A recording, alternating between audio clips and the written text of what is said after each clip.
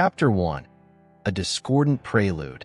Snow swirled through the cobblestone streets of Marywood, settling on rooftops and blanketing the town square in pristine white. The chill air carried the faint strains of holiday music from shop windows, but inside St. Michael's Church, the atmosphere was anything but festive. Emily Hart, the fiery conductor of the Silver Bells Choir, stood at the front of the rehearsal hall, her arms crossed and her eyes blazing with determination. She surveyed her singers, each bundled in scarves and wool coats, clutching their sheet music as though their lives depended on it. Again, Emily commanded, her voice slicing through the room like a whip. Sopranos, you're flat on the last Gloria. Altos, more support in the lower register. Tenors and basses, she paused, fixing the men with a steely glare. You sound like you've just rolled out of bed. Wake up and sing like you mean it. The choir groaned collectively but obediently raised their voices, their rendition of Angels We Have Heard on High echoing through the vaulted space. Emily's sharp ear caught every imperfection, her hands slicing the air to coax crescendos, smooth transitions, and precision from her ensemble. Her dedication bordered on obsession, but she didn't care. The Christmas Carol competition was just 3 weeks away, and losing was not an option. Across town, in the community center's multipurpose room, Nicholas "Nick" Bradford was conducting his own rehearsal with the Marywood Chorale. Where Emily was all fire and precision, Nick was a whirlwind of energy, bounding across the room, clapping his hands and calling out encouragement. Fantastic, altos. Tenors, bring the volume up a notch. Don't let the altos steal your thunder. Sopranos, hit that high note like it's the star on top of the tree. Nick grinned as the choir laughed, their voices blending seamlessly into a warm, resonant harmony. Nick had a knack for bringing out the best in people, but his laid-back demeanor masked a fiercely competitive streak. He knew Emily Hart all too well, and while he'd never admit it, she intimidated him. Her Silver Bells Choir had dominated the local music scene for years. This Christmas, however, he was determined to change that. The rivalry between Emily and Nick was legendary in Marywood. It had started years ago when Nick first moved to town and took over the Marywood Chorale. Emily had viewed him as an upstart, someone who didn't take music seriously. Nick, for his part, found Emily's perfectionism stifling and her disdain for his unorthodox methods insulting. Their relationship had been a battle of wills ever since. This year's Christmas Carol competition promised to be their fiercest showdown yet. The stakes were higher than ever. For the first time, the event committee had added a series of whimsical challenges leading up to the final performance. Each choir would have to bake Christmas cookies, decorate a storefront, and even compose an original carol, all judged by a panel of townsfolk. The addition of these challenges was meant to foster community spirit, but Emily and Nick saw it as a battlefield. When the announcement of the competition's new format had been made, Emily had immediately begun strategizing, drafting a meticulous plan to outshine the Marywood Chorale in every category. Meanwhile, Nick had laughed and declared to his choir, "This is going to be fun. Let's show them what we're made of." The first clash came sooner than expected.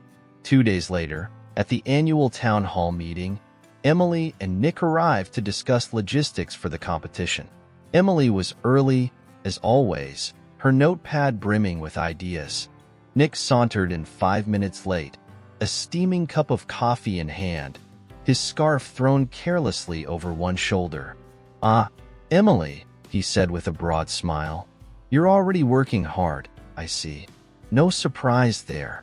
"And you're already late," Emily retorted, her tone icy. "Also no surprise." The tension between them was palpable as the meeting began. Suggestions were made, decisions debated, and it quickly became apparent that Emily and Nick had very different ideas about how the competition should be organized. The cookie baking challenge should focus on traditional recipes, Emily argued. It's about honoring the spirit of Christmas.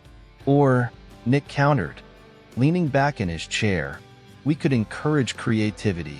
Why not let people experiment and come up with something unique? Isn't that what Christmas is all about? Joy and innovation? Emily bristled. Christmas is about tradition. It's also about fun, Nick shot back. By the end of the meeting, the two had reached a grudging compromise. Each challenge would allow for both traditional and creative elements, a decision that pleased the committee but left Emily and Nick glaring at each other across the table. As they filed out of the meeting, Emily tightened her scarf against the cold and shot Nick a parting remark. Good luck, Bradford. You're going to need it. Nick grinned, unfazed. You too, Hart. May the best choir win. Neither of them realized that their paths were about to become more entwined than they ever could have imagined. The first snow of the season fell heavier that evening, blanketing Marywood in white as the stage was set for a competition that would challenge not only their choirs, but their hearts as well. Chapter 2. The Conductor's Baton. The brisk December morning came with a burst of sunlight glinting off the snow-covered streets of Marywood. Emily Hart was up before dawn, reviewing her rehearsal notes for the Silver Bells Choir. Her kitchen table was buried under a flurry of sheet music, coffee mugs, and a half-eaten plate of toast. Every note, every dynamic marking, every nuance had to be perfect. This wasn't just about music. It was about proving that her choir, her vision, was unmatched.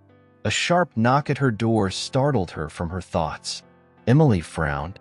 Visitors at this hour were rare. She pulled her cardigan tighter around her and padded to the door. Standing there, holding a clipboard and wearing a sheepish grin, was Margaret Firth, the head of the Christmas Carol Competition Committee. Morning, Emily, Margaret said, her cheeks rosy from the cold. I need a moment of your time. Emily raised an eyebrow, but stepped aside to let Margaret in. Coffee, she offered. Oh, no, thank you, Margaret said, shifting uncomfortably. She placed the clipboard on the table and folded her hands. There's been a change to the competition. Emily's stomach sank. What kind of change? Margaret's hesitation only deepened Emily's suspicion. Well, the committee has decided that, to foster more community collaboration, the two choirs will need to, work together on some of the challenges. Emily's jaw dropped. Work together? With him? Margaret winced. Yes, with Nick Bradford and the Marywood Chorale. It'll just be for the storefront decorating and songwriting challenges. You'll still compete separately for the final performance and the other events. Emily's eyes blazed. This is absurd. We're competitors, not collaborators. How does the committee expect us to? Margaret held up a hand. I know, but the decision is final, and the first joint planning session is this afternoon. At the town library. Before Emily could protest further, Margaret beat a hasty retreat, leaving her with a churning mix of frustration and dread. Across town, Nick Bradford was having a very different reaction to the news. You've got to be kidding me, he said, leaning back in his chair and laughing as Margaret delivered the same message. I'm not, Margaret said, her tone firm. This is serious, Nick. You and Emily need to find a way to work together. Sure, Nick said, still grinning. I'll play nice, but don't expect her to be happy about it. Margaret sighed. Just try to make this work, okay? Nick gave her a mock salute. Yes, ma'am. The town library's meeting room was neutral territory, its walls lined with bookshelves and its long oak table covered in a thin layer of dust. Emily arrived first, armed with notebooks and a neatly organized binder. She took a seat at the far end of the table, her expression a mixture of professionalism and annoyance. Nick strolled in a few minutes later, a half-empty coffee cup in one hand and a guitar slung over his shoulder. Morning, Hart, he said with a lopsided grin. Emily's eyes narrowed. You're late. Nick checked his watch. By 2 minutes. Relax. She ignored him and opened her binder. Let's get started. For the storefront decorating challenge, I've prepared a list of traditional themes that will appeal to the judges. Snowy landscapes, nativity scenes, Victorian Christmas. Nick plopped into a chair across from her and took a sip of his coffee. Or we could go with something fun and modern. How about a Santa's workshop theme with elves and candy canes? Emily glared at him. This isn't a children's parade. It's a competition. Exactly. And the judges will love something unique and playful, Nick countered. Their argument lasted nearly an hour, neither willing to back down. Finally, they reached a grudging compromise. A hybrid theme that combined traditional elements with a touch of whimsy. As they packed up, Emily couldn't help but notice Nick's easygoing demeanor. He seemed completely unfazed by their clash, even amused by it. It was infuriating. See you at the songwriting session, he said with a wink as he slung his guitar over his shoulder. Emily's jaw tightened. She was determined to outshine him, no matter the cost. But as she walked home through the snow-dusted streets, a tiny, unwelcome thought crept into her mind. What if working with Nick wasn't the disaster she feared? What if, just maybe, it turned out to be the start of something unexpected? Chapter 3: A Silent Night of Strategy. The frosted windows of Marywood's library glowed faintly as dusk settled over the town. Inside, Emily Hart sat at a small wooden table near the fireplace, her fingers tracing the edge of a steaming mug of chamomile tea. The heat from the crackling flames did little to thaw her icy determination. After the exhausting meeting with Nick earlier that day, she had returned home only to be plagued by an incessant voice in her head. His voice. A touch of whimsy, she muttered under her breath, her words dripping with disdain. We'll see how whimsical he feels when the judges expect perfection. Emily flipped open her pristine leather-bound planner and began outlining her strategy for the next challenge. The original carol composition. Songwriting had never been her forte, but she wasn't about to let that stop her. She'd stay up all night if necessary to craft something impeccable.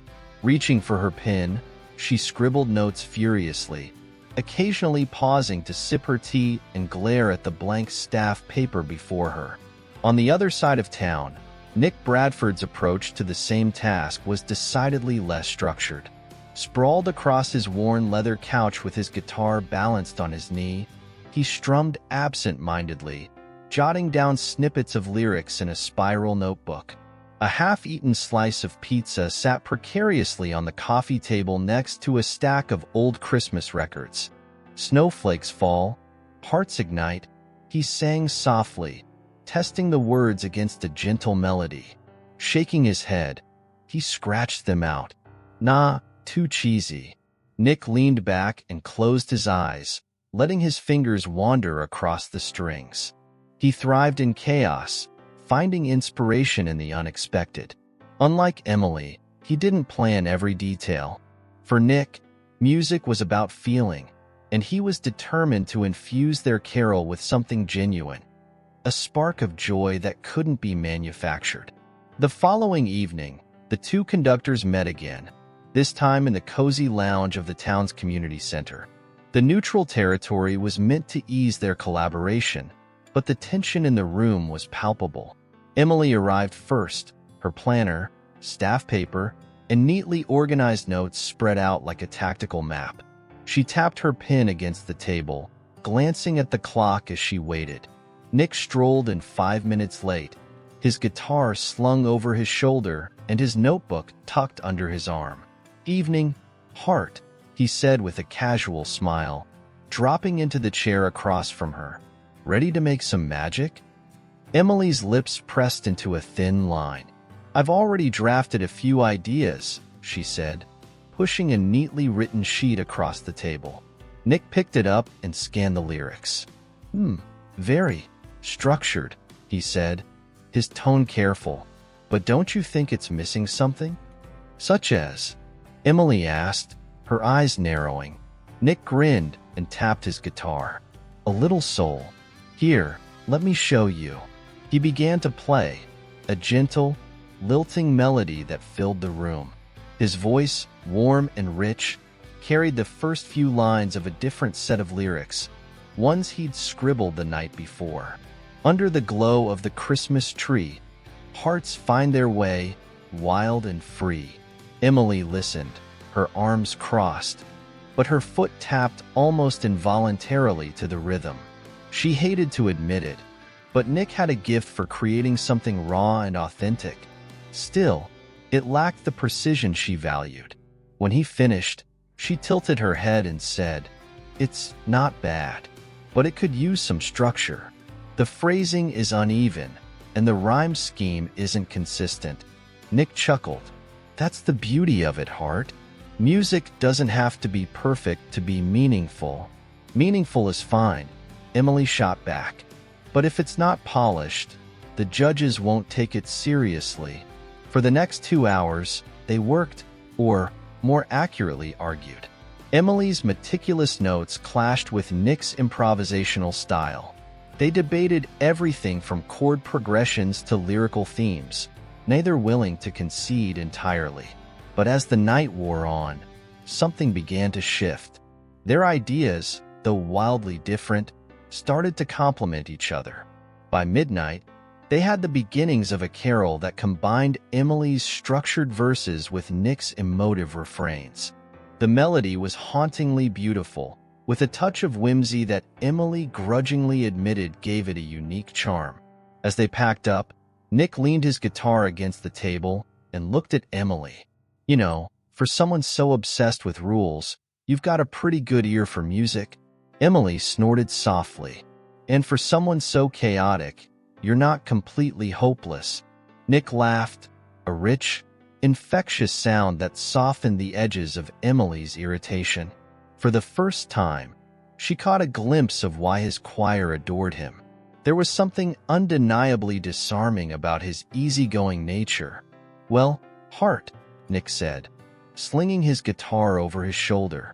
"Looks like we might actually pull this off. Same time tomorrow?" Emily hesitated, then nodded. "Same time. But don't be late." Nick grinned. "Wouldn't dream of it."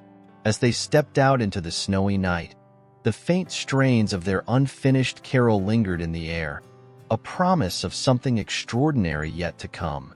Chapter 4: Cookies and Catastrophes. The first rays of dawn painted the snow-covered streets of Marywood in shades of pink and gold. The town square bustled with energy as shopkeepers flung open their doors and townsfolk hurried about, their breath puffing in clouds against the frigid air.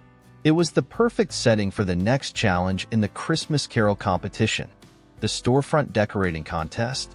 Emily Hart arrived at the square precisely at 8 a.m., a clipboard in hand and a steely look in her eyes.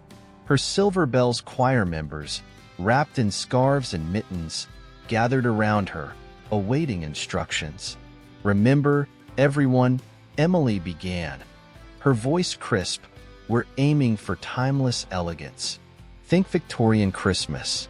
Icicles, garlands, candles." Understated but stunning, her choir members nodded enthusiastically. They had grown accustomed to Emily's meticulous planning and trusted her vision. Across the square, Nick Bradford was in the middle of his own pep talk with the Marywood Chorale. He gestured wildly, his arms sweeping through the air as he described his grand concept. "Picture this," Nick said, grinning. "A North Pole workshop. Bright colors, oversized candy canes, elves building toys, pure Christmas magic. We want people to stop and say, 'Wow, that's fun.'" His choir erupted in cheers, their enthusiasm mirroring Nick's boundless energy. The two teams set to work, each determined to outshine the other. Emily's team worked with military precision, following her detailed diagrams and lists. They strung delicate fairy lights along the shop's eaves, draped lush evergreen garlands over the windows, and placed lanterns glowing with soft, golden light along the entryway.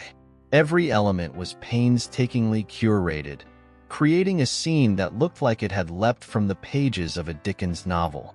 Meanwhile, Nick's team embraced the chaos. They hammered together giant candy canes and painted wooden cutouts of reindeer and elves.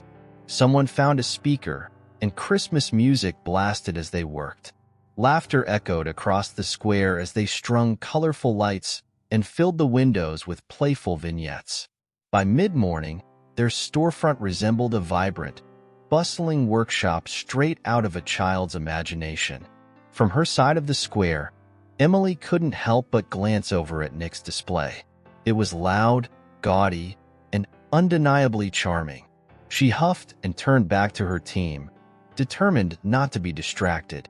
Nick, on the other hand, had no qualms about openly admiring Emily's work. "Look at that," he said to one of his bass singers, nodding toward the Victorian display. "Classy. Hart's got an eye for detail. I'll give her that." By noon, the judges arrived to evaluate the storefronts. Margaret Firth, along with 2 other committee members, carefully inspected each display, taking notes and murmuring to one another. The teams watched anxiously, their breath fogging in the cold as they awaited the verdict. Later that evening, the results were announced at the town hall. The room was packed, the air buzzing with anticipation. Margaret stood at the podium, her glasses perched on the tip of her nose as she unfolded a sheet of paper. "And the winner of the storefront decorating challenge is," she paused for dramatic effect, "the Marywood Corral." Nick's team erupted in cheers, high-fiving and hugging one another. Nick himself let out a whoop of triumph, flashing a victorious grin at Emily. Emily's stomach tightened. She forced a polite smile and clapped along with her team, who congratulated Nick's group with good-natured sportsmanship. But inside, she was seething. How could the judges have chosen that chaotic mess over her elegant design? After the crowd began to disperse, Nick sauntered over to Emily, his grin still firmly in place. "Tough break, Hart," he said, his tone teasing but not unkind. Maybe the judges were in the mood for something a little more fun? Emily met his gaze, her eyes sharp but calm. "Congratulations, Nick. Enjoy your victory while it lasts. The next challenge is songwriting, and precision always wins in the end." Nick chuckled, looking forward to it. As he walked away, Emily's resolve hardened. Losing this round only fueled her determination to win the next. She wasn't about to let Nick Bradford outshine her again. Not without a fight. Chapter 5. Harmonies in Chaos. The biting December wind carried the sound of bells across Marywood's town square as the 3rd challenge of the Christmas Carol competition loomed. The caroling battle. Snowflakes drifted lazily from a slate-gray sky, blanketing the town in a picturesque scene of holiday cheer. But for Emily Hart, the beauty of the day was overshadowed by the challenge ahead. The competition rules were simple. Each choir would perform 3 carols, weaving harmony, melody, and choreography into a showcase of their unique talents. It was an opportunity to shine, to prove whose choir truly deserved the title of Marywood's finest. And Emily intended to leave no doubt in the judges' minds. In the cramped rehearsal room of St. Mary's Church, the Silver Bells Choir stood in a semicircle, their voices blending as Emily conducted with sharp, precise movements. The scent of old wood and candle wax hung in the air. Her brows furrowed in concentration as they reached the crescendo of "O Holy Night." "Sopranos, you're dragging the tempo," Emily said, her tone clipped. "Tenors, watch your dynamics. You're overpowering the altos. Let's take it again from measure 32. The choir nodded, their breath puffing in the chilly air as they prepared to sing again. Emily pushed them relentlessly, her eyes scanning every face, every note. She couldn't afford even the slightest imperfection. Meanwhile, across town in the warmth of Nick Bradford's living room, the Marywood Chorale was taking a very different approach. Nick strummed his guitar as his choir gathered around him, their voices intertwining in a spirited rendition of Jingle Bell Rock. Laughter and applause erupted as one of the tenors slipped on a stray ornament, earning good-natured ribbing from his fellow singers. Nick grinned and strummed a final chord. "All right, everyone, that was great. Now let's add a little more swing to the second verse. Remember, this is about having fun and sharing the joy of Christmas. Don't overthink it." His choir members nodded, their enthusiasm infectious. Nick's philosophy was simple. Music was meant to bring people together, not stress them out. He trusted his team's natural talent and energy to carry the performance. As evening fell, the town square transformed into a makeshift stage. Strings of twinkling lights crisscrossed above, illuminating the eager crowd that had gathered to watch. Children with rosy cheeks and mittened hands clutched steaming mugs of cocoa, while parents exchanged excited whispers. Emily's Silver Bells Choir was up first.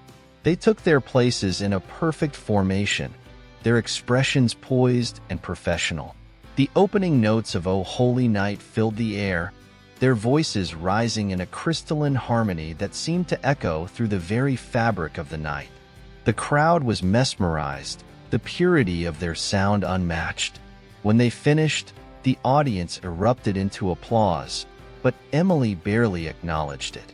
Her eyes scanned the crowd, searching for the judges' reactions. She caught a glimpse of Nick leaning casually against a lamppost, a small smirk tugging at his lips. She bristled. Next, the Marywood Chorale took the stage. They opened with Jingle Bell Rock, their vibrant energy infectious. Nick played his guitar with flair, his choir swaying in time to the beat. The crowd clapped along, their laughter mingling with the music. It was a stark contrast to the Silver Bells performance. Messy, perhaps, but brimming with life and joy. By the end of the night, the judges, Margaret Firth and her two colleagues, retreated to deliberate. The tension in the air was palpable as both choirs waited. Emily stood with her arms crossed, her team huddled around her like soldiers awaiting orders. Across the square, Nick lounged on a bench, his choir laughing and chatting around him.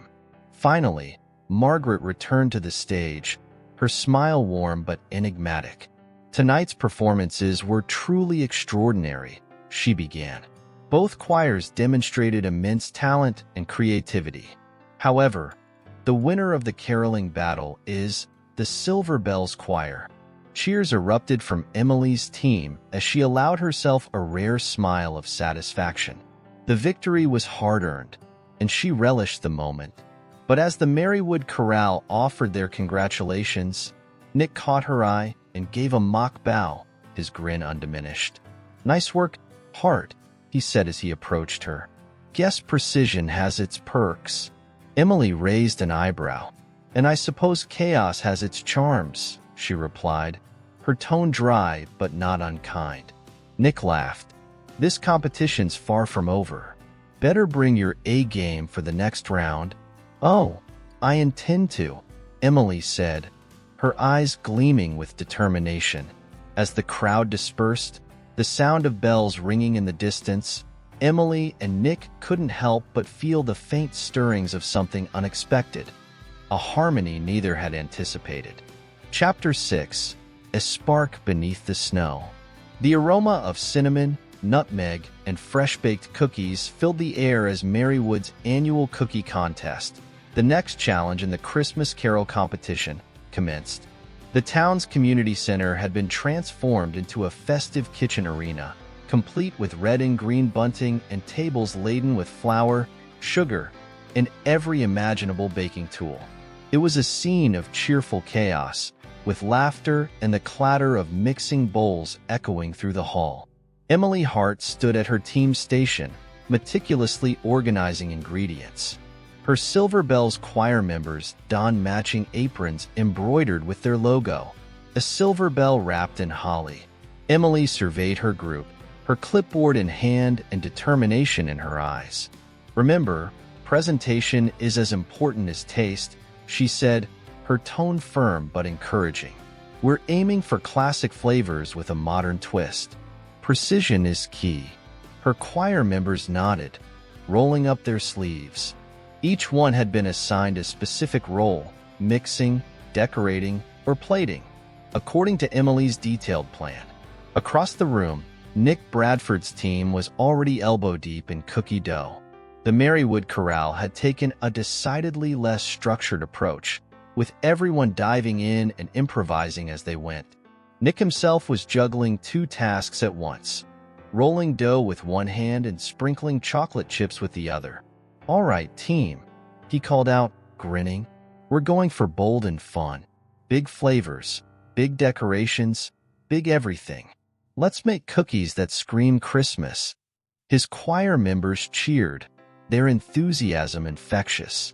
One tenor had flowers streaked across his cheek, while a soprano was piping colorful icing with the precision of an artist. The two teams worked furiously, their approaches as different as their leaders. Emily's group moved like a well-oiled machine, each member executing their task with precision. Their cookie lineup included spiced gingerbread stars with delicate icing, cranberry orange shortbread, and peppermint chocolate pinwheels. Every cookie was placed on a tray with exacting care, each design part of a cohesive theme. Nick's team, on the other hand, embraced chaos.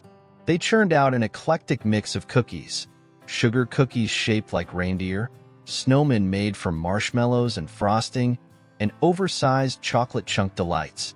The decorations were vibrant and playful, with sprinkles and glittering sugar scattered generously over every surface. As the baking time wound down, the tension in the room grew palpable. The judges, Margaret Firth, local baker Charles Pennington, and elementary school teacher Mrs. Lowell, circulated among the stations, observing and taking notes. Margaret lingered at the Silver Bells table, nodding appreciatively at their precise presentation. "Impressive," she said, her tone thoughtful. "Very polished." Emily smiled politely, though her heart raced. She couldn't help but glance over at Nick's station, where the judges were sampling a reindeer cookie. Charles took a bite and chuckled. "This has character," he said, wiping a stray sprinkle from his shirt. "Not perfect, but charming."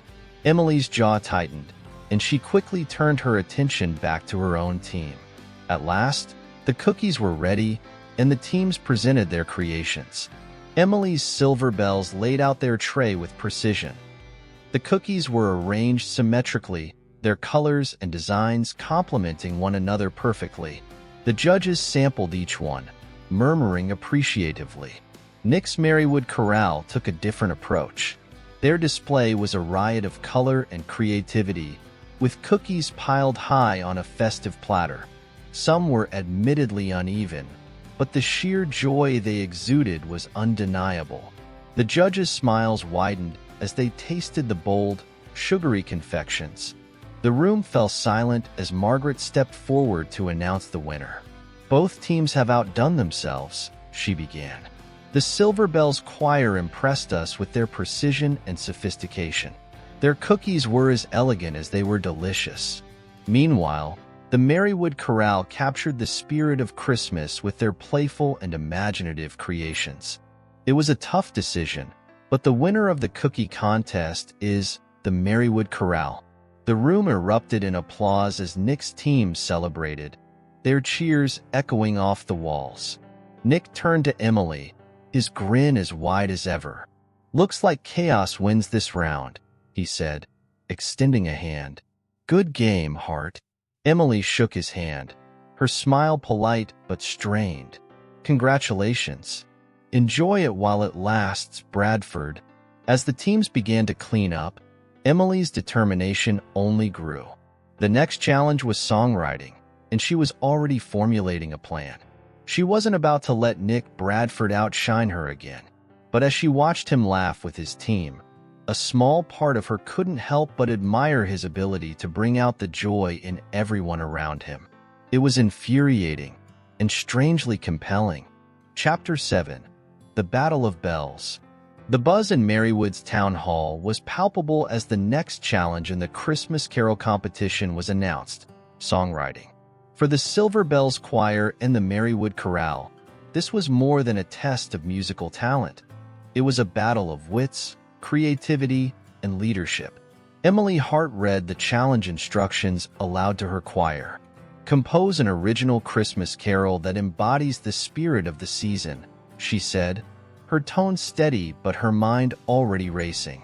"It must include lyrics, melody, and harmony, and we'll perform it for the judges in 3 days." Her Silver Bells choir members exchanged nervous glances, but Emily's voice cut through their doubts. "We have the talent and the discipline to pull this off. Let's get to work."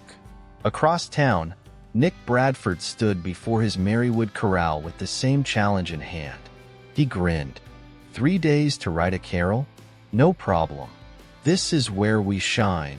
His choir erupted into cheers, their confidence buoyed by Nick's infectious energy. That evening, the Silver Bells gathered in Emily's cozy living room, which had been transformed into a makeshift songwriting workshop. Sheet music was spread across the coffee table, and a whiteboard stood propped against the fireplace, covered in Emily's neatly written brainstorming notes. "We're going for timeless and elegant," Emily said, pacing as she spoke. "Something that feels like it's always been a part of Christmas. What about starting with a classic theme?" one alto suggested. "Like snow or peace?" Emily nodded. "Good. Let's build from there. Think about imagery that resonates. Snowflakes, candlelight, the nativity. And the melody should be hauntingly beautiful, something that lingers in the heart." The choir members began tossing out ideas, their voices blending into a hum of creative energy. Emily scribbled notes furiously, shaping their suggestions into a cohesive vision. Meanwhile, at Nick's place, the Marywood Chorale was taking a far less structured approach. Nick had set up his keyboard in the center of his cluttered dining room, and his choir crowded around, guitars, tambourines, and notebooks in hand. "All right, team," Nick said, his grin as wide as ever. "We're aiming for something fun, upbeat, and completely unique. Let's think outside the box. How about a carol about a Christmas disaster?" one tenor suggested, earning a wave of laughter. "Like a reindeer losing its way or a snowman that comes to life?" Nick's eyes lit up. "Yes, something unexpected. Let's make people laugh and smile. Christmas is about joy, right?" The group erupted into a spirited jam session, each member contributing snippets of melody and lyrics. It was chaotic, but undeniably inspired. By the second night, both choirs had made significant progress. The Silver Bells Carol, titled Starry Night of Peace, was a hauntingly beautiful ballad with intricate harmonies. The lyrics painted a vivid picture of a snowy Christmas Eve, the world bathed in moonlight and stillness. Emily's perfectionism shone through in every measure, and her choir responded with equal dedication. The Marywood Chorale, on the other hand, had composed Reindeer Rumble, a rollicking, toe-tapping carol about a mischievous reindeer who accidentally tangles Santa's sleigh in the northern lights. The melody was infectious, and the lyrics were filled with clever rhymes and playful humor. Nick's team poured their hearts into the performance, their laughter echoing through the room as they practiced. Finally, the day of the performance arrived. The town hall was packed with residents eager to hear the original carols. The Silver Bells Choir performed first. Dressed in flowing silver robes, they sang Starry Night of Peace with breathtaking precision. The harmonies swelled and ebbed like waves, and by the final note, the audience sat in stunned silence before breaking into thunderous applause. Nick and the Marywood Chorale followed. They bounded onto the stage with bells jingling from their shoes and launched into Reindeer Rumble with boundless energy. The audience clapped along, laughing at the clever lyrics and swaying to the upbeat tune. By the end, the hall was a sea of smiling faces. The judges deliberated as the choirs waited, the tension in the air thick enough to cut with a knife. Margaret Firth finally stepped forward, her expression unreadable. Both carols were outstanding in their own right, she began. The Silver Bells Choir delivered a stunningly beautiful and moving piece, while the Marywood Chorale brought joy and creativity to the stage. It was a difficult decision, but tonight's winner is the Silver Bells Choir. Cheers erupted from Emily's team, their hard work rewarded. Nick's team applauded graciously, though a few exchanged playful jabs about boring ballads. Nick approached Emily, his grin undeterred by the loss. "Looks like elegance wins this round," he said, tipping an imaginary hat. Emily smiled, a rare hint of warmth in her expression. "Your carol was amusing. Maybe next time, you'll aim for timeless." Nick laughed. "And maybe next time, you'll loosen up? Christmas is supposed to be fun, you know?" As they walked off the stage, the rivalry between them burned brighter than ever, but beneath it, something else was beginning to take root, a melody neither of them had expected. Chapter 8. Strings of Lights, Strings of Hearts. The snow fell thick and fast as the next challenge of the Christmas Carol competition loomed on the horizon, the storefront decorating contest. The quaint shops lining Marywood's Main Street had become a canvas for festive creativity, and both choirs were determined to outshine each other. The stakes had never felt higher. Emily Hart strode down the icy cobblestones, her clipboard tucked under her arm. Her Silver Bells Choir was already assembling in front of Lovett's Bakery, the shop they'd been assigned. It was a charming, brick-fronted building with wide display windows that begged to be adorned with holiday cheer. "All right, team," Emily began, her voice brisk and commanding. "This is where we demonstrate precision and elegance. Our theme is a Victorian Christmas. Think carolers in top hats, gas lamps, and holly wreaths. Everything must be historically accurate and utterly magical." Her choir nodded, their breath visible in the crisp winter air. They began unloading boxes of decorations, strings of faux ivy, golden ribbons, and handcrafted ornaments. Emily oversaw every detail, ensuring that every bough was tied perfectly and every garland draped at the correct angle. Across the street, Nick Bradford's Marywood Chorale was tackling their storefront with a very different approach. Assigned to Millie's Toy Emporium, they had embraced a whimsical theme, Santa's Workshop. Nick was in the thick of it, balancing on a ladder as he strung oversized candy canes from the roof. His choir bustled around him, painting wooden cutouts of elves and stacking colorful gift boxes in the window display. "More glitter," Nick called out, laughing as a soprano sprinkled shimmering gold dust over the snow-covered props. "This is Christmas, people. Go big or go home." The decorating stretched into the evening, both teams working feverishly under the glow of twinkling lights. The rivalry was palpable, each group sneaking glances at the other's progress. Emily's Victorian vision took shape, with mannequins dressed in period costumes, glowing lanterns, and intricate garlands framing the windows. It was a scene straight out of a Dickens novel.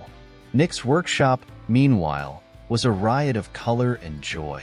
Mechanical toys danced in the window, and an animatronic Santa waved cheerfully at passers-by. The team even rigged a bubble machine to simulate falling snow, drawing delighted gasps from children watching through the glass. The day of the judging arrived, and Marywood's Main Street buzzed with excitement. Townsfolk strolled along the decorated street, marveling at the creativity on display. Margaret Firth and the other judges made their rounds, clipboards in hand, their expressions inscrutable. Emily stood with her team, the Silver Bells resplendent in their matching scarves. She watched the judges inspect Lovett's Bakery, her heart pounding. Margaret lingered by the Victorian carolers, nodding approvingly at the attention to detail. Across the street, Nick leaned casually against the Toy Emporium's doorframe, chatting with his team and cracking jokes to keep the mood light. His grin never wavered, even as the judges scrutinized their bubbly Santa and glittering display. When the sun dipped below the horizon, the judges gathered in the town square to announce the winner. A crowd had gathered, their breath fogging in the chilly air. Margaret stepped forward, her voice carrying over the murmurs of anticipation. Both choirs have displayed extraordinary creativity and holiday spirit, she began. The Silver Bells Choir impressed us with their impeccable attention to detail and timeless elegance, while the Marywood Chorale captured the magic of Christmas with their playful and imaginative display. But there can only be one winner. The crowd held its collective breath. Margaret smiled. The winner of the storefront decorating contest is the Marywood Chorale. Cheers erupted from Nick's team, their joy infectious. They hugged each other and cheered, with Nick throwing a triumphant fist in the air. Across the street, the Silver Bells applauded politely, though their disappointment was evident. Emily's jaw tightened, but she managed a thin smile. Nick bounded across the street, grinning like a child on Christmas morning. "Good effort, Hart," he said, his tone teasing but not unkind. "Guess glitter beats gas lamps." Emily crossed her arms, meeting his gaze with steely resolve. "Enjoy it while it lasts, Bradford. This isn't over." Nick chuckled. "Wouldn't have it any other way." As the crowd began to disperse, Emily watched Nick laugh with his team, his easy charm lighting up the chilly evening. Frustration bubbled within her, but alongside it, something else stirred. A reluctant admiration for his ability to inspire joy. Shaking her head, she turned back to her choir, already planning their strategy for the next challenge. Chapter 9. The Frost of Rivalry. The lights of the Christmas tree flickered softly in the corner of the large rehearsal hall, casting long shadows that mingled with the vibrant excitement of the choir members. It was the night before the grand competition. All around, the atmosphere buzzed with a mixture of nerves and thrill. Singers were running through final vocal warm-ups, checking their costumes, and ensuring every detail was perfect. The air smelled of pine and the sweet scent of cookies from the bake-off table that had been set up in the corner. Celia stood near the grand piano, her fingers lightly brushing the smooth surface as she watched the choir members prepare. She felt the weight of the upcoming performance settling on her shoulders. It wasn't just about the competition anymore. It was about proving to herself that she could do this, that she could lead her choir to victory despite the challenges they'd faced over the past few weeks. The rivalry between her choir and Jackson's had only intensified, and it seemed that every time they outdid one another in one category, the other found a way to leap ahead in another. A sudden voice broke through her thoughts, low and determined. "Celia." Jackson's voice was like a gust of wind through the trees, firm and unyielding. She turned to face him, her heart skipping a beat. His dark eyes locked onto hers with an intensity that was impossible to ignore. For a moment, the noise of the bustling choir members seemed to fade away, and there was only the two of them standing amidst the chaos. "I don't know what you're planning for tomorrow," Jackson said, his words sharp, "but I'm not going to let you steal this win from me. You know we're both in this to win, and I won't let you pull any surprises on us." Celia felt a spark of defiance surge through her. She hadn't expected Jackson to come at her so bluntly, but perhaps she should have. He was always direct, always confident, and always determined to be the best. "I wouldn't dream of stealing anything, Jackson," she said, her voice steady. "But we both know that this is more than just a contest. It's about pushing our choirs to their limits, seeing who can shine brightest. You should have learned that by now." His lips curled into a brief, wry smile. "Don't think I haven't. But there's no place for second best in this competition." Celia felt the sting of his words, but refused to let it show. She had never been one to back down, especially not when it came to something she cared about deeply. "Maybe you should start believing in second chances," she said, her voice soft but firm. For a split second, Jackson's expression flickered, something unreadable in his eyes. But before she could decipher it, he turned. striding toward the front of the room where his choir members were gathered, clearly more focused on the competition than on their conversation. Celia's heart hammered in her chest. There was a burning intensity between them, one that felt like both a challenge and an unspoken connection. It was the kind of tension that made her want to prove herself even more. She looked over at her choir, where members were practicing their parts. With only a few hours left before the competition, every note mattered. She couldn't afford to be distracted. Yet, every time she thought about Jackson, about the way they had been forced to work together, she couldn't deny that there was something magnetic about him. The rivalry, the competitive fire, had turned into something else entirely, something complicated and profound. The rest of the night passed in a blur of practice and preparation. The choir members ran through their final harmonies, worked on their costumes, and fine-tuned their routines for the bake-off and decorating challenges. Celia could feel the weight of the night pressing on her, but there was also a certain peace in knowing that tomorrow, everything would come to a head. As the last note of their final rehearsal rang out, Celia clapped her hands together, signaling the end. "All right, everyone. You've all worked so hard, and tomorrow, it's time to shine. Remember, we're here to have fun, to give our best performance, and to celebrate the spirit of the season. We've got this." The choir responded with cheers, their faces lighting up with excitement, and for a moment, Celia felt a surge of pride. They were ready, but there was still that nagging feeling at the back of her mind, the knowledge that Jackson and his choir were just as ready, if not more so. The choir members slowly began to file out of the room, exchanging jokes and last-minute preparations. Celia lingered behind, staring at the piano, her mind still racing. She couldn't help but wonder about the next day. Would they win? Would they succeed in overcoming all the obstacles they had faced? And what would it mean if she lost? Suddenly, a soft sound interrupted her thoughts, the distinct sound of footsteps approaching. She didn't need to look up to know who it was. Jackson stood in the doorway, his figure framed by the soft glow of the hallway lights. "You know," he said quietly, "if you need any help with the last-minute preparations, you just have to ask." Celia's eyes met his, and for a moment, the walls between them seemed to crumble. There was no rivalry in his gaze now, only something softer, more vulnerable. She wanted to say something, but the words stuck in her throat. Instead, she nodded slowly. "Thanks," she said quietly, her voice almost a whisper. "I think we'll manage, but I appreciate the offer." Jackson gave her a small smile, one that didn't carry the weight of competition. "I'm sure you will. You're a lot better than you give yourself credit for." With that, he turned and walked away, leaving Celia standing in the quiet room, the sound of his footsteps fading into the distance. The night stretched on, but Celia's mind was no longer consumed with the looming competition.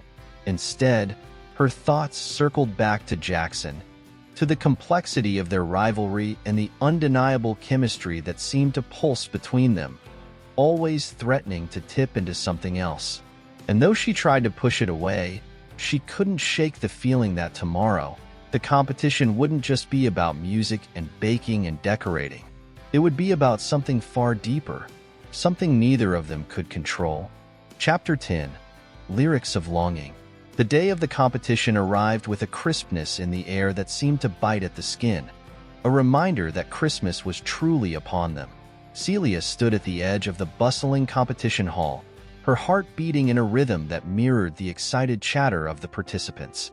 Choirs from all over the region had gathered for what had turned into more than just a musical contest. It was a celebration of everything Christmas represented: joy, tradition, community, and of course, a little friendly rivalry.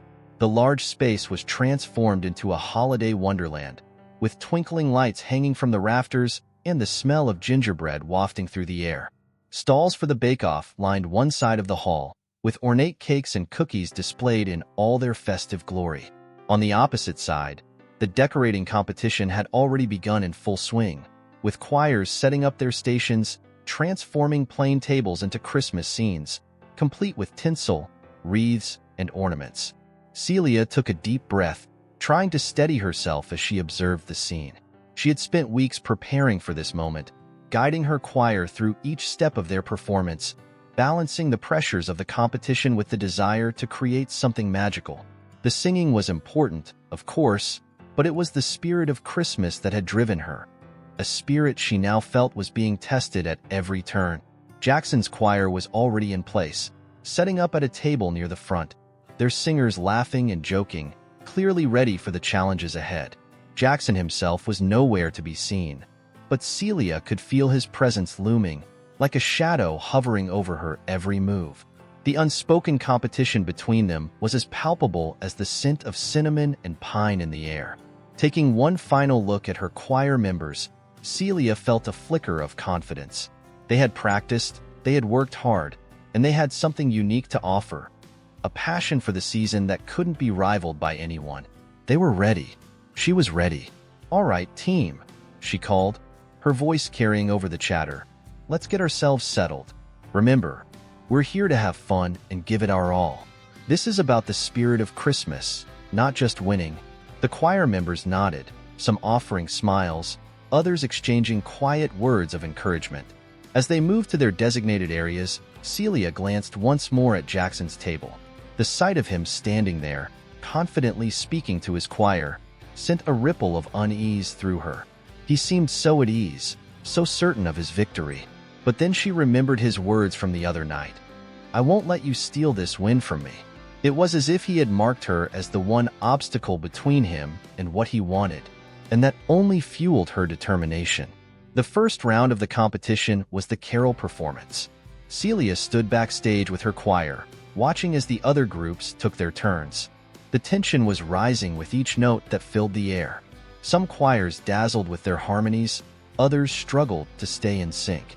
There was one group that faltered during their performance, missing key lyrics, and Celia couldn't help but feel a surge of empathy for them. She knew what it felt like to be on that stage, vulnerable and hoping everything came together. When it was finally their turn, Celia's heart pounded in her chest. She stepped forward, giving the choir a final, reassuring nod.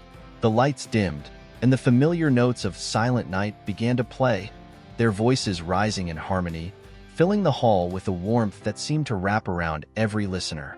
Celia's gaze swept over her choir, each member singing with sincerity and joy. She could see their pride in the performance, their belief in the beauty of the song. She felt the music surge through her, lifting her spirit. For a moment, it felt as though nothing else mattered. Not Jackson, not the rivalry, not even the competition itself. There was just the magic of the season, the joy of singing together.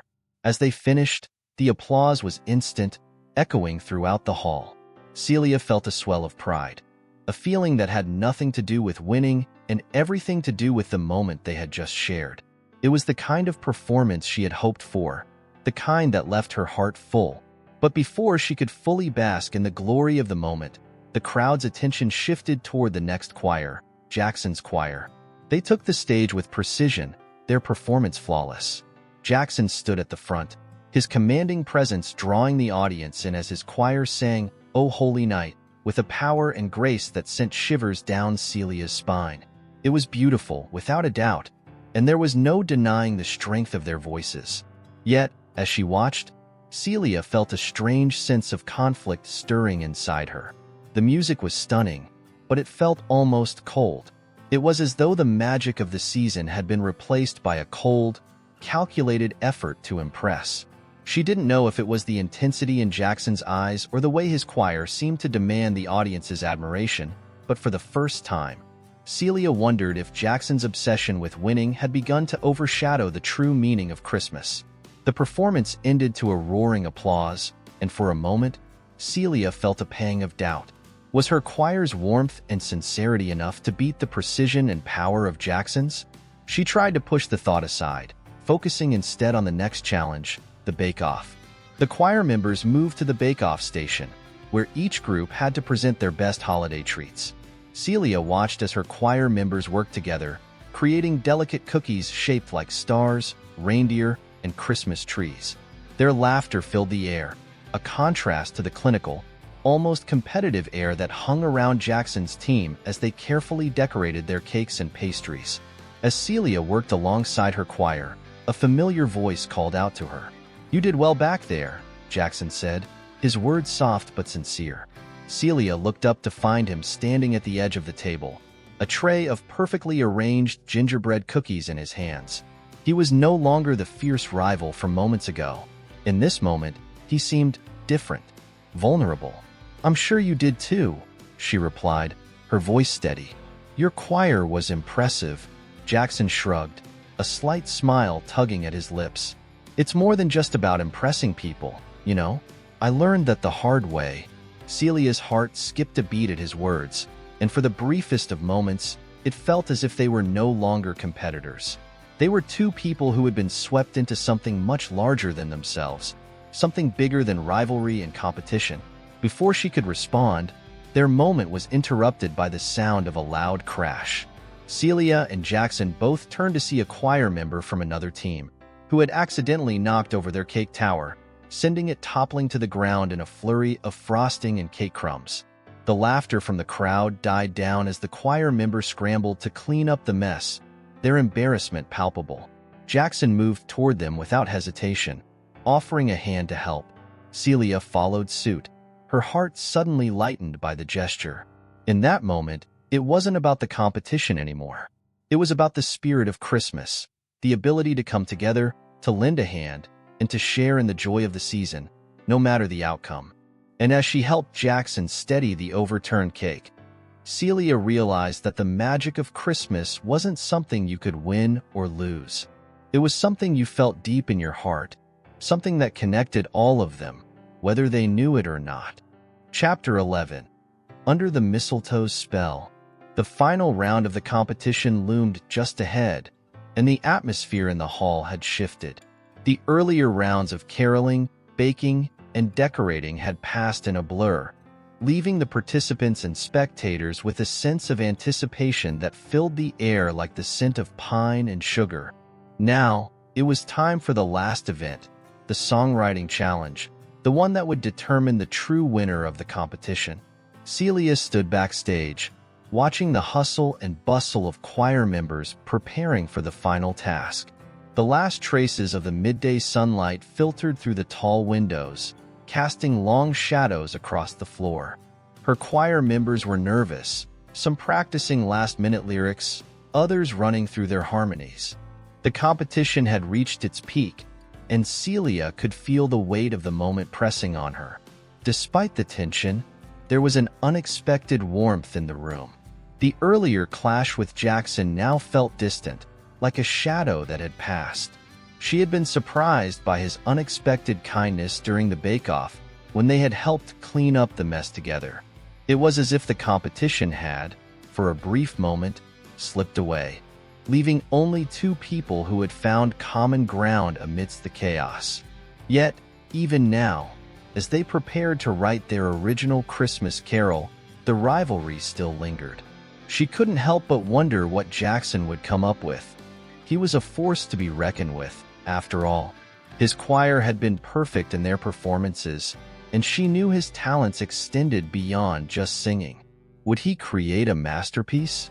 Would his composition overpower hers? "I think we're ready," her choir's lead guitarist, Ethan, said, his voice calm but filled with a quiet intensity. Celia nodded, forcing a smile. "Let's make it count. Remember, this isn't just about being the best. It's about creating something that reflects the heart of Christmas, something that feels real, something we can be proud of."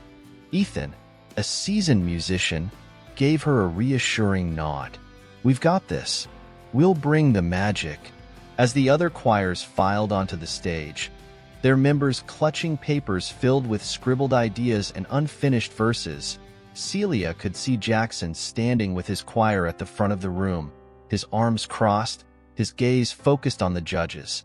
He wasn't giving anything away, his usual intensity written all over his features. For a moment, Celia allowed herself to watch him.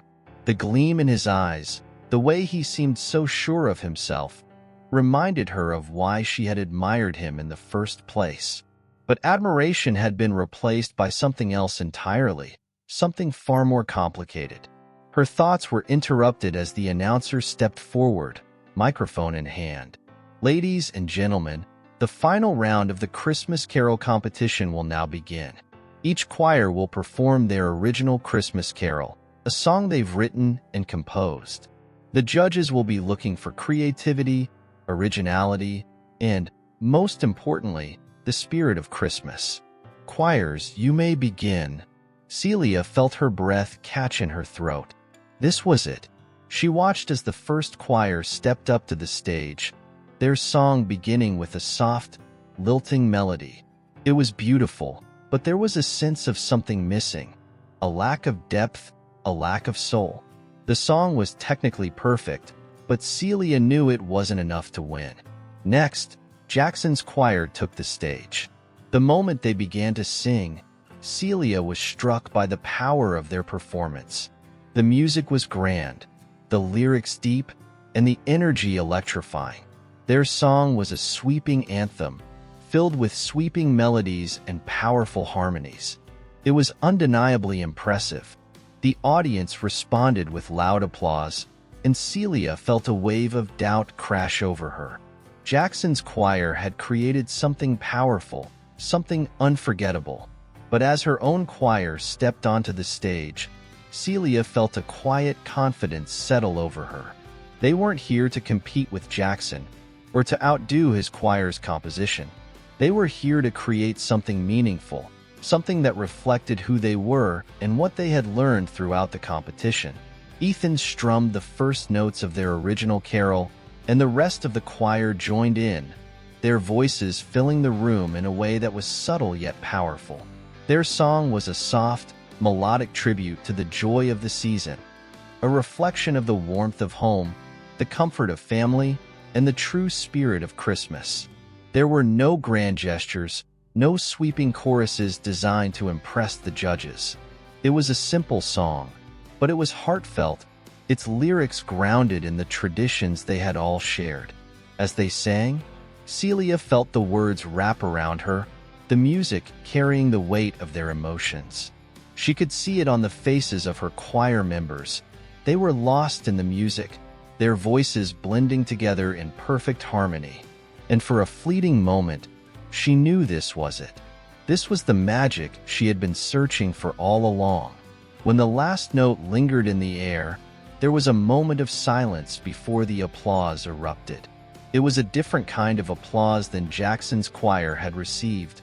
Quieter, perhaps, but filled with a warmth that made Celia's heart swell with pride. They had done it. They had created something real, something from the heart. As the other choirs performed their songs, Celia found herself lost in the moment, her mind no longer focused on the rivalry, but on the joy of the season. It wasn't about winning anymore. It was about the connection they had all shared, the way music could bring people together and create something bigger than themselves. When the final performance ended, the judges took their time deliberating, discussing each choir's song and performance with great care. Celia sat with her choir in the wings, her hands folded nervously in her lap. Ethan leaned over, whispering, "No matter what happens, I'm proud of what we've done." Celia smiled, grateful for the support. "Me too," she said, her voice soft. "This has been one of the most amazing experiences of my life." Finally, the judges returned to the stage, and the room fell silent in anticipation. The announcer stepped forward once more, holding the envelope that would reveal the winner. And the winner of this year's Christmas Carol competition is... The announcer paused, a dramatic silence hanging in the air. Jackson's choir. Celia's heart dropped, but she couldn't help but smile. Jackson's choir had earned it. Their performance had been flawless, their composition magnificent. As he stepped forward to accept the trophy, their eyes met across the room, and for a moment, there was no rivalry. There was only a shared understanding. Later, after the event had ended and the choirs were beginning to pack up their things, Jackson approached her, his trophy in hand. He smiled, a genuine, unguarded smile that softened the sharp edges of his usually intense demeanor. "You were amazing today," he said. "Your choir's song. It was something special." Celia felt a warmth spread through her chest. "Thank you, Jackson. Your choir was incredible. You earned it." He chuckled softly, his eyes meeting hers with a quiet intensity. "We both did. This competition, it was about so much more than just winning. It was about everything we've shared. The music, the spirit of Christmas." Celia nodded, her heart full. "I couldn't agree more." As they stood there, amidst the sounds of packing and laughter, Celia realized that the true prize had never been the trophy. It had been the journey, the unexpected moments of connection, and the shared magic of the season. Chapter 12. The Key Change. The competition had ended, but the lingering effects of the event seemed to stretch long into the evening. The bustling hall gradually emptied, leaving only the echoes of laughter, music, and the sweet scent of Christmas lingering in the air. Choir members from each group moved in and out of the venue, their arms full of decorations, bake-off entries, and trophies. Jackson's choir had received the grand prize, but for Celia, the true reward wasn't in the win. It was in the moments that had shaped the competition itself. Celia stood at the edge of the hall, her eyes scanning the space, taking in the remnants of the day. Her choir members were gathered nearby, still riding the high of their performance. There was no bitterness in their voices, no regrets. They had done their best, and it was enough. "You did great, Celia," Ethan said, nudging her with his elbow. "We all did." She smiled, nodding in agreement. "We really did. I'm proud of all of you." The reality of the moment hit her suddenly. The competition was over, and so was this chapter of her life. It had been an experience unlike any other, filled with excitement, challenges, and the occasional unexpected connection. Looking back, it felt like she had stepped out of her comfort zone in ways she hadn't anticipated, and yet, the growth she'd experienced had been more rewarding than any trophy. Just then, a familiar figure approached her, his silhouette framed by the soft glow of the Christmas lights that still twinkled in the corner of the hall. Jackson. His expression was calm, but there was something in his eyes that was different now, something unspoken but unmistakable. As he came closer, Celia felt her heart quicken, the old rivalry, while still present, now replaced with a kind of understanding. "I guess I won," Jackson said with a soft chuckle, holding the trophy in his hand. "Not that I didn't expect it," Celia laughed, though her voice held a tinge of admiration. "You definitely earned it. Your choir was incredible." Jackson's gaze softened as he looked at her. "And so was yours. You really nailed that last song. It wasn't just about winning, was it?" She shook her head, feeling a warmth spread through her chest. "No, it wasn't." There was a pause, a beat of silence between them, before Jackson spoke again, this time his voice a little quieter. "I've been thinking a lot about what you said during the competition, about the spirit of Christmas. I've spent so much time focused on perfection and winning. I think I lost sight of what really matters." Celia felt a soft pang in her heart. She hadn't expected Jackson to open up like this, not after everything. But now, standing here together, in the quiet aftermath of the competition, it felt like they were finally seeing each other for who they really were. "I think we all get caught up in it sometimes," she said, her voice gentle. "I used to think the same way. But after this, I realized it's not about being the best or the most impressive. It's about the moments we share with others, the connections we make." Jackson nodded slowly, his eyes meeting hers with a sincerity that took her by surprise. "I get that now," he said, his voice low. "And I'm sorry if I was too much. I didn't mean to make this all about me. Celia smiled, feeling the tension of the past weeks begin to lift. You weren't the only one trying to prove something, she admitted. We were both so focused on winning. We forgot why we started in the first place. For a long moment, the two of them stood in silence, the weight of their words sinking in. The rivalry that had driven them both for so long felt insignificant now, like a distant memory that no longer had any real meaning. I guess we both learned something today, Jackson said finally, a faint smile on his lips. About music, about Christmas, and about ourselves. I think we did, Celia agreed. And maybe it's time to let go of the competition and just enjoy the holiday. Jackson's smile widened, and for the first time in a long while, it wasn't tinged with any competitive edge. I'd like that, he said. Before either of them could say anything more, they were interrupted by the cheerful voice of one of Celia's choir members. Celia, we're heading out. You coming? Celia turned, her heart still light from her conversation with Jackson. I'll be right there, she called back. Turning back to Jackson, she offered him a genuine smile. I think it's time for some Christmas celebration, don't you? Jackson chuckled. Yeah, it's been a long day. Let's go enjoy the season for what it is. They both turned to walk out of the hall, the sounds of laughter and music continuing behind them. The night air was cold but refreshing, a sharp contrast to the warmth inside the competition hall. As they stepped outside, Celia glanced at Jackson, realizing that in all the time they had spent at odds, they had missed something simple, the joy of the season. It wasn't about who won or lost.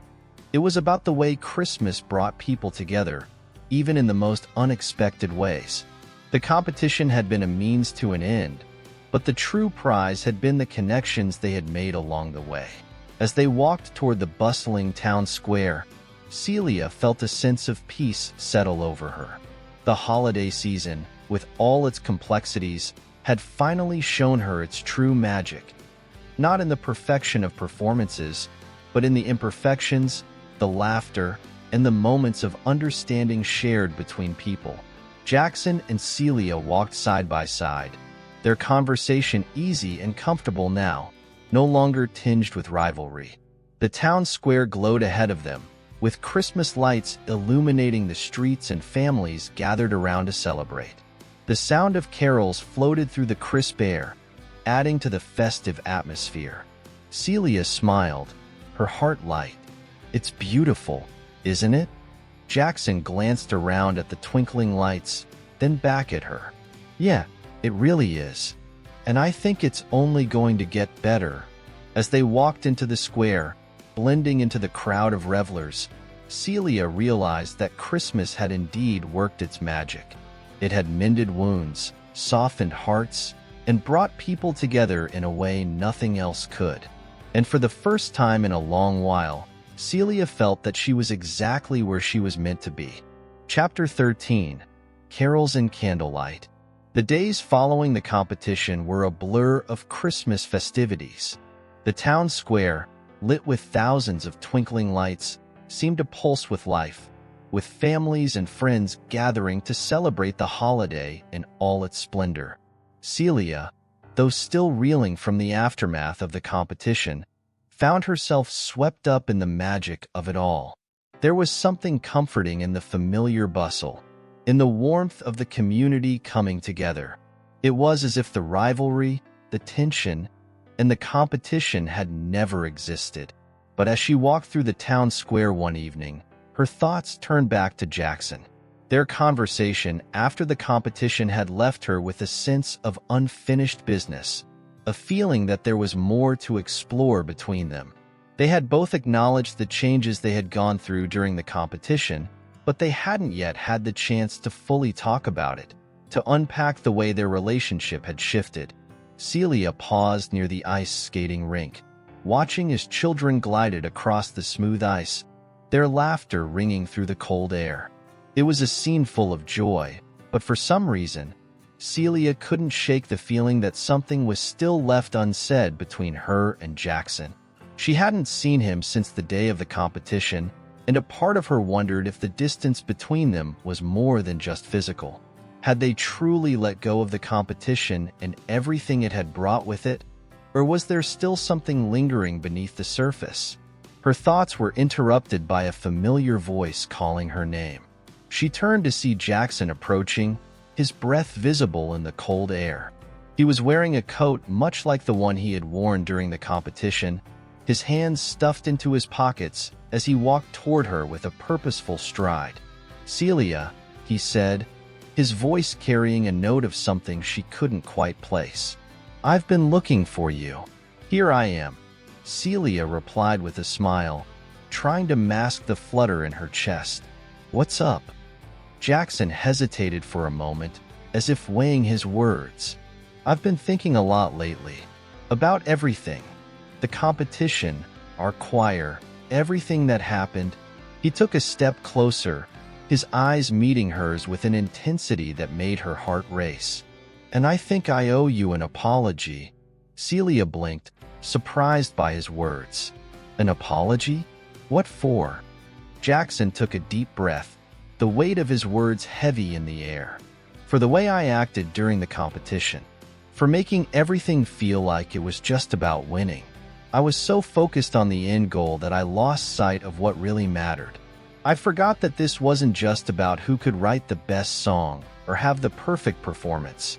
It was about the people, the community, and the spirit of Christmas." He paused, his gaze softening. "And I think I hurt you in the process." Celia stood still, feeling the sincerity in his words. She had expected many things from Jackson, but this level of vulnerability was something she hadn't anticipated. The old rivalry that had once defined their every interaction felt distant now, replaced by a quiet understanding that made her heart swell. "You didn't hurt me," she said gently. "I mean, we both got caught up in the competition, didn't we?" "It wasn't just you." Jackson nodded slowly, a small smile tugging at his lips. "Still, I feel like I owe you more than that. I wanted to make it right, Celia. I don't want to leave things unfinished between us." For a moment, they stood there, the sounds of the holiday festivities swirling around them. Celia could feel the weight of the moment, the shift that had occurred between them in the days since the competition. It was as if the tension that had once defined their relationship had dissolved, replaced by something softer, something that felt more like a beginning than an end. "I'm glad you said that," Celia replied, her voice soft but firm. "I've been thinking about everything too, and I realized that I wasn't always fair to you either. I let the competition blind me to the bigger picture. But what matters now is that we've learned from all of this, right? We've both changed, and I think that's something to be grateful for." Jackson's eyes softened, and he stepped a little closer, his presence calm and steady. "You're right," he said quietly, "and I think I'm starting to understand what Christmas is really all about. It's not about the best performance or the most impressive song. It's about the connections we make, the love we share, and the forgiveness we offer." Celia felt a warmth spread through her chest. She had been so focused on the competition, so driven by the need to win, that she had lost sight of what truly mattered. But in this moment, with Jackson standing before her, she felt a sense of peace that she hadn't experienced in a long time. "I think we've both learned that," she said softly. Jackson smiled, his eyes full of something that felt like hope. "So, where do we go from here?" Celia thought for a moment, her mind drifting to the future, to the possibilities that lay ahead. "I think we take things one step at a time. We don't need to rush, but I'd like to keep learning from each other. I'd like to see where this goes." Jackson nodded, his smile deepening. "I'd like that too." With that, he reached out, his hand gently brushing against hers. The contact was brief, but it sent a wave of warmth through Celia, and for the first time in a long while, she didn't feel the need to guard her heart. As they walked together through the town square, the night air crisp and fresh around them, Celia realized that the true magic of the season wasn't in the performances, the baking contests, or the decorations. It was in the moments of vulnerability, the chances to connect, and the grace of forgiveness. The competition had taught her that, but it was the quiet moments like this, the simple conversations, that would stay with her forever. The sound of a distant choir reached her ears, a group of carolers singing in perfect harmony. It was a simple tune, one that Celia had heard 1,000 times before, but tonight it felt different. The words seemed to carry more weight, the melody sweeter than ever. "Do you hear that?" Celia asked, glancing at Jackson. He smiled, his gaze softening as he listened. "Yeah, it's beautiful." They stopped in their tracks, standing together in the glow of the Christmas lights, letting the carol fill the air around them. It was as if the song, the season, and everything they had been through had come together in this one perfect moment. A moment of peace, of understanding, and of new beginnings. As the carolers' voices rose into the night, Celia and Jackson stood side by side, their hearts a little lighter than before, the promise of something more quietly unfolding between them. Chapter 14. A crescendo of compromise. The days leading up to Christmas Eve were filled with the familiar hum of holiday preparations, baking, decorating, and last-minute gift shopping. But for Celia, this year's Christmas felt different. The competition was behind her, and with it, a chapter of her life that had been consumed by rivalry and ambition. Now, it was time to focus on what really mattered: family, community, and the spirit of the season.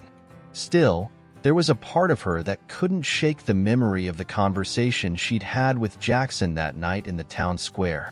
Their rivalry, once so intense, now seemed distant, as if they had both crossed some invisible threshold into a new understanding of each other.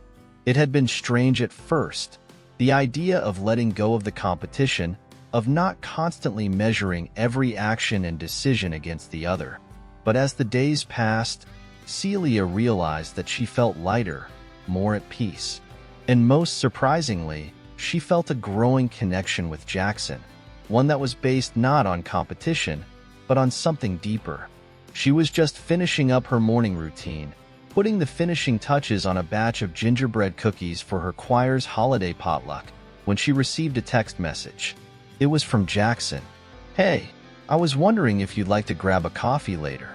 I know it's been a while, but I've been thinking about what we talked about, and I'd like to continue that conversation." Celia's heart skipped a beat. The warmth in his words made her smile, and she quickly typed out a response. "I'd like that too. How about 3 p.m. at the coffee house?" Jackson's reply was swift. "Perfect. I'll see you then." The day passed in a blur of activity, and before she knew it, it was time to head out. As Celia walked to the coffee shop, she felt a flutter of nervousness in her stomach, but also something else: anticipation.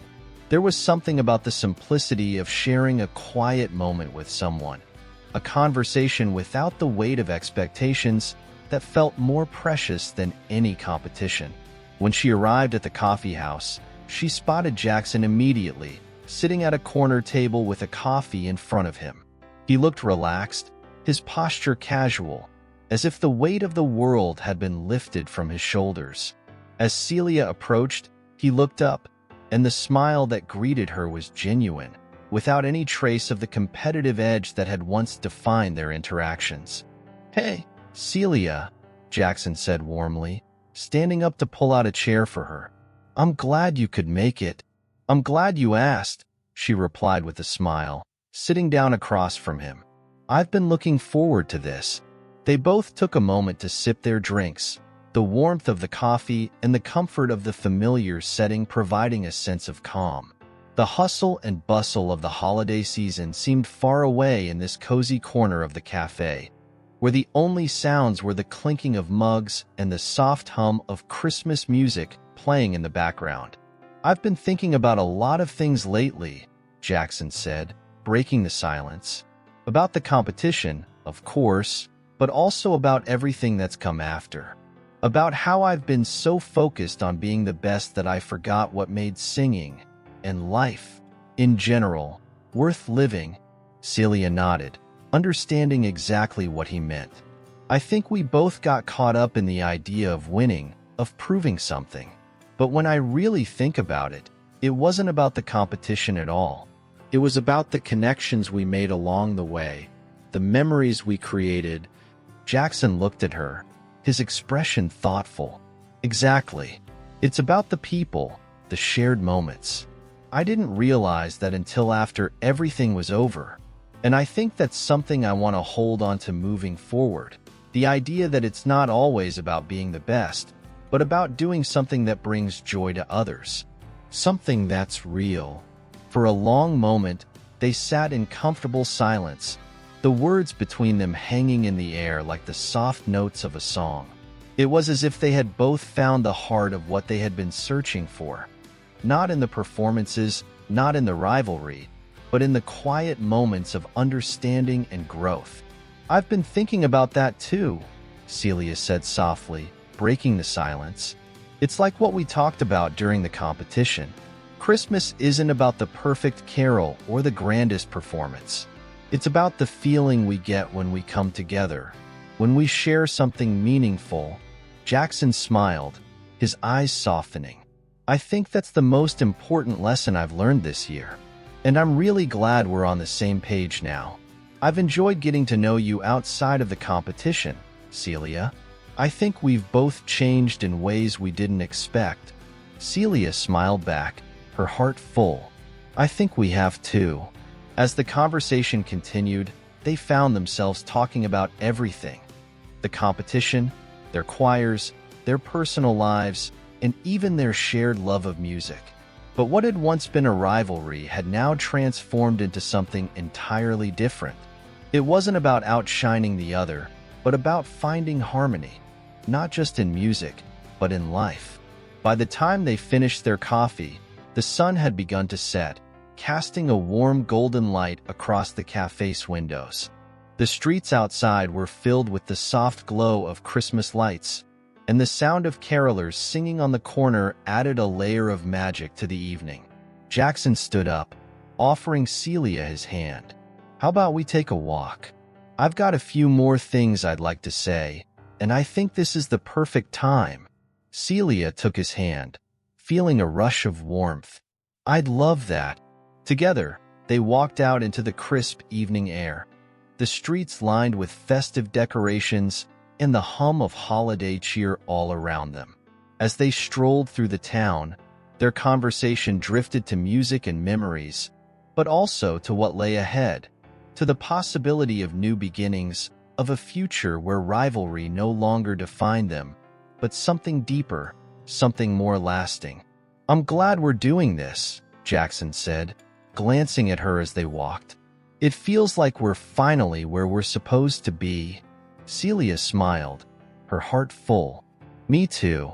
As they continued to walk, the night felt endless, filled with the promise of new discoveries and new connections. For Celia, this was what Christmas was truly about.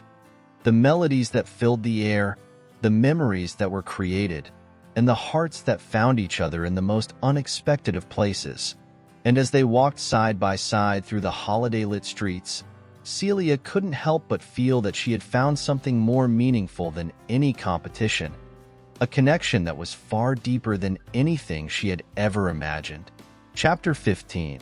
The Final Note. The Christmas season had a way of transforming even the most ordinary days into something extraordinary. For Celia, the weeks following her heart-to-heart with Jackson felt like a journey into uncharted territory. What had once been a rivalry now felt like an unlikely friendship, and in the quiet moments they shared together, Celia began to realize just how much Jackson had come to mean to her. The walls that had once stood between them had dissolved, replaced by a mutual understanding that transcended competition. As Christmas Eve approached, the town was alive with excitement. The streets were lined with twinkling lights, and the scent of pine and cinnamon filled the air. There was a sense of anticipation, of magic that hung over the town like a warm blanket, wrapping everyone in its embrace. But for Celia, this year's Christmas Eve felt different. She had always loved the holiday, but now, with Jackson by her side and a newfound perspective on the season, it felt like the true meaning of Christmas was beginning to reveal itself to her. Celia found herself walking down the familiar cobblestone streets, her mind full of thoughts about the future. After everything that had happened, the competition, the moments of tension and understanding with Jackson, she couldn't help but feel that the Christmas spirit had given her more than just holiday cheer. It had given her a sense of peace, of belonging, and a glimpse of something deeper than she had ever expected. She arrived at the town square, where the annual Christmas Eve celebration was in full swing. The town's choir was gathering on the steps of the town hall, ready to perform the traditional carols that had been a part of the holiday festivities for generations. The square was crowded with families, friends, and visitors, all gathered to share in the joy of the season. But as Celia looked around, she felt something different in the air. There was a sense of unity, of togetherness that she hadn't fully appreciated before. The competition was over, and yet, the music that filled the air seemed to carry a weight that went beyond just song and performance. She spotted Jackson near the choir, his familiar figure standing tall among the others. He was wearing a dark coat, his face illuminated by the soft glow of the Christmas lights. Their eyes met across the crowd, and for a moment, everything else seemed to fade away. The noise of the celebration, the laughter of children, the bustle of the crowd. It all disappeared in that single glance. What remained was a connection, a shared understanding that had grown between them over the weeks since the competition had ended. Celia made her way toward him, weaving through the crowd until she stood by his side. He turned to her, his smile warm and inviting. "Hey," he said softly, his voice almost lost in the background hum of the celebration. "I'm glad you're here. I wouldn't miss it," Celia replied, her heart light. "This is what it's all about, right?" Jackson nodded, his gaze thoughtful. "Yeah, it's about being together. It's about the music, the joy, the people. It's about the little moments, the things that make this season so special." Celia smiled, feeling a sense of peace settle over her. "It's amazing how much we can miss when we're focused on the wrong things." Jackson's expression softened, and he reached for her hand, squeezing it gently. "I think we've both learned that lesson." Before Celia could respond, the choir began to sing, their voices rising in perfect harmony as they began the first carol of the evening. The familiar melody filled the air, and for a moment, Celia closed her eyes, allowing the music to wash over her. It was as if the sound of the carols carried all the hope, love, and joy of the season with them, weaving together the threads of the past, the present, and the future into a single, beautiful tapestry. When the song ended, the choir leader stepped forward, holding a microphone. "Thank you all for joining us tonight," she said, her voice warm and welcoming. "We're here to celebrate Christmas, to come together as a community, and to share in the spirit of the season. But tonight, we're also celebrating something else. The music that brings us together, the connections that make our lives richer, and the love that fills our hearts." Celia glanced at Jackson, her heart swelling with emotion. The choir leader's words seemed to echo her own thoughts. This wasn't just about the competition, the rivalry, or even the carols. It was about the bonds that were formed through shared experiences, the way music could touch the soul, and the way the Christmas spirit had a way of breaking down barriers and bringing people closer. As the night wore on, the carols continued, each one more beautiful than the last. The crowd sang along, their voices blending in a chorus of unity that filled the square with warmth. Celia found herself caught up in the magic of it all, her heart light and full. She glanced over at Jackson, who was singing along with the others, his voice blending perfectly with the rest of the choir. In that moment, she realized how far they had come. From rivals to friends, from strangers to something more. There was a quiet magic in their shared experience, something that had blossomed between them without either of them realizing it. As the final carol came to an end, the crowd erupted into applause, their faces lit with the joy of the evening. The choir members exchanged smiles and congratulatory words, their spirits high from the performance. But for Celia, the true gift of the night wasn't the carol itself. It was the realization that Christmas wasn't about the perfect performance, the best decorations, or the most impressive gift. It was about the connections that were made, the love that was shared, and the moments of joy that could be found in the most unexpected places. "Celia," Jackson said, his voice soft as he turned to her, "I'm really glad we're here together. I don't think I've ever experienced a Christmas quite like this one."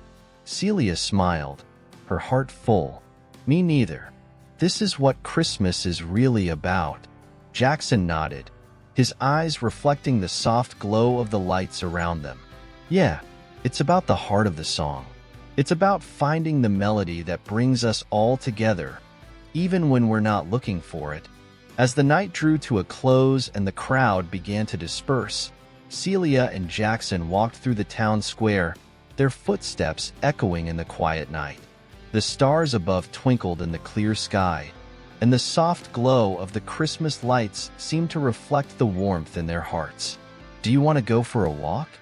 Jackson asked, his voice warm and inviting. "I'd like to spend a little more time with you." Celia smiled, her heart swelling with affection. "I'd love that." And as they walked together under the Christmas stars, the true gift of the season revealed itself. Not in the grand gestures or the competition, but in the quiet moments shared between two people who had learned to find harmony, not just in music, but in life itself. Chapter 16. The Christmas Chorus of Love. The days after Christmas Eve were quiet, almost still. The hustle and bustle of the season had softened, leaving behind a peaceful calm that seemed to wrap the town in a gentle embrace. It was as if the entire world had taken a collective breath, savoring the moments of togetherness, of quiet reflection, and of the love that had been so freely given during the holiday season. Celia stood at the window of her small apartment, watching as the first light of morning crept over the horizon. The streets below were still blanketed in the soft dusting of snow that had fallen overnight, the world transformed into a winter wonderland. She felt a sense of contentment that had eluded her for so long, a peace that came from knowing that everything was exactly as it should be. For the first time in a long time, Celia felt like she was exactly where she needed to be. The events of the past weeks, the rivalry with Jackson, the competition, and even the quiet moments of connection that had followed, had all led her to this place. A place of clarity, of understanding, and, most importantly, of love. Her thoughts turned to Jackson. The time they had spent together after the Christmas Eve carol concert had been everything she hadn't realized she needed. Each conversation, each shared laugh, had brought them closer. It wasn't about the competition anymore, or even the carols that had once consumed their every thought. It was about something more real, more enduring. The connection they had found, the bond they had built, and the possibility of a future together. Jackson had invited her to spend the day with him, just the two of them, after Christmas. He had made it clear that this wasn't a date. It was simply a chance to spend time together, to enjoy the quiet after the storm of the holiday rush. And though the idea of being alone with him made her heart race, Celia had agreed without hesitation. The phone rang, interrupting her thoughts. She picked it up quickly, a smile already forming on her face as she saw the name on the screen. "Hello?" "Hey, Celia." Jackson's voice was warm and familiar, sending a flutter of excitement through her chest. "I'm outside. You ready?" Celia glanced at the clock. "I'll be down in a minute. I'm just finishing up a few things." She hurriedly grabbed her coat and scarf, rushing out the door and down the staircase. As she stepped outside, the fresh winter air hit her, sharp but invigorating. She spotted Jackson standing by his car, his breath visible in the cold air. He smiled when he saw her, his eyes twinkling with mischief. "Good morning," he greeted her, his tone light and easy. "You look beautiful as always." Celia couldn't help but blush at the compliment. "Thanks. I'm ready. What's the plan?" Jackson grinned, opening the passenger door for her. "Well, I was thinking we could start with a walk through the park. It's quiet this time of year, and I thought it might be nice to just take it slow." "I like the sound of that," Celia replied, sliding into the car. "Where to after that?" "I was thinking we could head up to the lake," he said, pulling out of the parking lot. "There's a little cafe there, and it's always empty this time of year. I figured we could grab a coffee and just talk." Celia felt a rush of warmth at the thought. It was exactly what she needed. No agenda, no expectations, just time to relax and enjoy each other's company. She smiled to herself as they drove through the quiet streets, the town still sleeping beneath the blanket of snow. The park was beautiful that morning, with the trees heavy with snow and the paths winding through the frost-covered grass. They walked side by side, not saying much at first, just taking in the serenity of the moment. The world felt untouched, as if they were the only two people left in the universe, and for Celia, it was perfect. After a while, Jackson spoke, his voice soft. "I've been thinking a lot about everything that happened this year," he began, his words carefully chosen. "About how things started, about where we are now. And I guess I just wanted to say I'm really grateful for all of it." Celia turned to look at him, her heart swelling with affection. "Grateful? For what?" "For the way you challenged me," Jackson said, his eyes meeting hers. "For the way you made me see things differently. I've learned so much this year, not just about music, but about myself and about what really matters. And I owe a lot of that to you." Celia smiled, her heart full. "I'm grateful too, Jackson. I didn't realize how much I needed to change until I met you. You've taught me more than you know." They stopped walking, standing by a snow-covered bench beneath a towering oak tree. The park was empty, the world around them so still it felt like they were in their own little bubble, untouched by the world outside. Jackson reached for her hand, his touch warm against the cold air. "I think we've both changed for the better," he said quietly. "And I think there's something here, between us. Something real." Celia's heart skipped a beat. She had known, deep down, that there was something more between them. Something that went beyond the rivalry, beyond the competition. But hearing Jackson say it aloud, hearing the sincerity in his voice, made her realize just how much she had come to care for him. "I think so too," she whispered, her voice barely more than a breath. They stood there for a long moment, just holding hands, letting the world around them fade away. The snow continued to fall softly, dusting the ground beneath their feet, and for a moment, it felt as though time had stopped, as if the universe had conspired to bring them to this very moment. Eventually, they began walking again, this time toward the lake. The quiet continued, but the air between them was charged with a new energy, a quiet understanding that needed no words. The cafe by the lake was as empty as Jackson had promised.